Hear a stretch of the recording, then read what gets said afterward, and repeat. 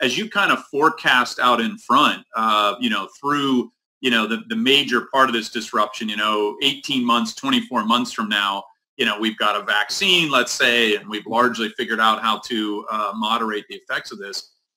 What do you think happens with virtual simulation? Like, I'm curious about other things too, like licensing boards and standards, right?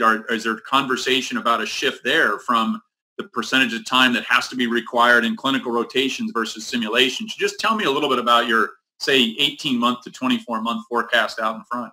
Yeah, so 18 to 24 months. Let's start with the last point you made in accreditation boards and licensing boards. And as we know and we see, and I think most of us, if we think about it for a little bit, we would agree that medicine moves slow, and it really should move slow. We don't want to, and we'll take, we can look at the hydroxychloroquine, impact right now. We've done more studies now. We've seen what the impact is.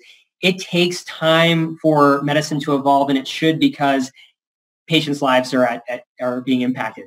That said, a moment like this forces innovation, and licensing board and accrediting boards have now gone out and said virtual simulation has a role to play, probably larger than we actually acknowledged in the past. That's really important, because we need people who have the deliberate thought process to ask and answer the question, is this safe? Is this effective? Even when it comes to an educational tool, to be answering those questions, and they are. So that's tied to the 18 to 24 month view. In a world where there is a vaccine and there is a recession of the threat of coronavirus, what we're seeing factually is that certainly for the next 6 to 12 months, deans, faculty, students are conservative about the future. They feel they will need to have this as at least a backup, if not a frontline solution, because of the possibility of recurrence.